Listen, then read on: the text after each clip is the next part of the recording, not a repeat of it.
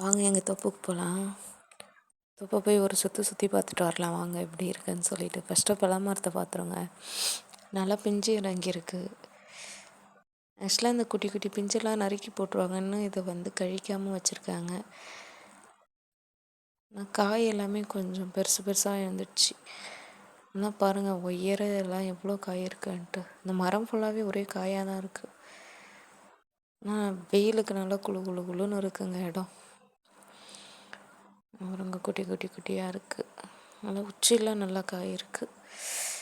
மரமும் நல்லா இருக்குது. அதிகமாக காய் விட்டா பட்டுடுன்னு சொல்லுவாங்க. மாமரமும் நல்லா பூ வச்சுருக்குங்க. இந்த எங்கள் தோப்பில் ஒரு 6-7 மாமரம் வச்சுருக்கோம். இது பங்கனப்பள்ளி இந்த மாமரம். இதுவும் நல்லா பூ வச்சுருக்கு. இன்னும் நல்லா கொழுந்தடிச்சிருக்கு. இன்னும் பூவும் நல்லா வரும் போல். இந்த வெயிலுக்கு பூ இருக்குது. இன்னும் ஏப்ரலில் தான் தெரியும் ஏன்னா பூ இருக்குமா கருகிடுமான்னு. அதுக்குள்ளே பிஞ்சு வந்துடும் நினைக்கிறேன். இந்த மரமும் நல்லா பூ வச்சுருக்கு பாருங்களேன். இது மல்கோவாவோ என்னமோன்னு சொல்லுவாங்க அந்த மாம்பழம். இது போன சீசன்லாம் காய்க்கல. இந்த சீசன் நல்லாவே எல்லா மரமே பிஞ்சு வச்சுருக்கு. நல்லாயிருக்கு பாருங்களா. எங்கள் ஒரே ஒரு முந்திரியில் தாங்க பிஞ்சு வந்திருக்கு. இப்போ தான் இறங்கியிருக்கு எல்லாமே. ஒரு சின்ன கண்ணில் நல்லா பிஞ்சு வந்திருக்கு. ஒரு 4 days தான் ஆகும் மருந்து அடித்து. பாருங்கள் குட்டி குட்டி குட்டியாக வந்திருக்கு பாருங்கள். நல்லா பிஞ்சு இறங்கியிருக்கு. செம்ம வெய்யுங்க. ஆனால் இப்போவே இந்த அளவுக்கு வெய்ய இருக்குது. இன்னும் போக போக எப்படி வெய்ய இருக்க போகுதுன்னு தெரியல. நல்லா நல்லா பிஞ்சு இந்த ஒரு கண்ணுன மட்டும்தாங்க பிஞ்சு வந்திருக்கு. மற்ற முந்திரி ஃபுல்லாக பூ தான் இருக்குது. அது பிஞ்சு வருமா இல்லை எல்லாம் அடிக்கிற வெயிலுக்கு காஞ்சிடுமான்னு தெரியல.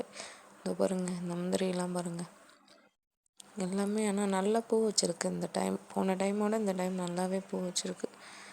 என்ன வெய்ய தான் மண்டையை உடைக்குது பாருங்கள்.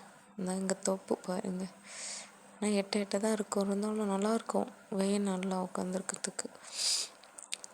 இந்த குட்டி குட்டியாக தெரியுது பாருங்கள் மங்கன்னு. இது ஃபுல்லாக அங்கே அப்படியே நடந்து போகும். இங்கே ஒரு இடம் பலாமரம் இருக்குது, அதை போய் பார்க்கலாம்.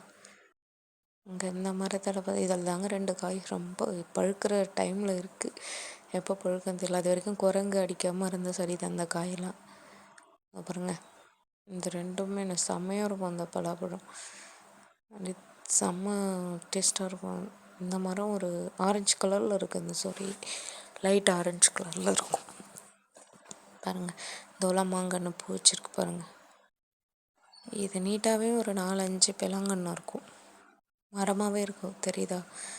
நல்லா நிழல் இருக்குது சுத்தரையும்.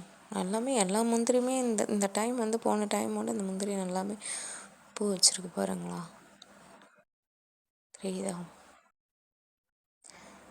ஆனால் ஏப்ரலில் தான் ரொம்ப கஷ்டமாக இருக்குங்க. அடிக்கிற வெயிலுக்கு ஒன்றுமே பண்ண முடியாது.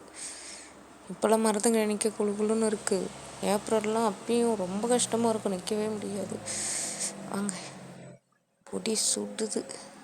இந்த முந்திரியும் பாருங்கள் எல்லாமே பூ தான் இருக்குது. ஒரே ஒரு முந்திரி தான் 2 பழம் கிடச்சிச்சு. சுற்றி பார்த்ததில்ல எல்லாமே பூ தான். அங்கே பாருங்கள் எல்லாமே குட்டி குட்டி. இதெல்லாம் இப்போ தான் சீசன். இப்போ தான் பிஞ்சு இறங்குது இந்த முந்திரியில். தெரியுதா என்னன்னு தெரியல. இப்போ தான் பிஞ்சு இறங்குது. அப்புறங்க ஃபுல்லாக பூ தான்.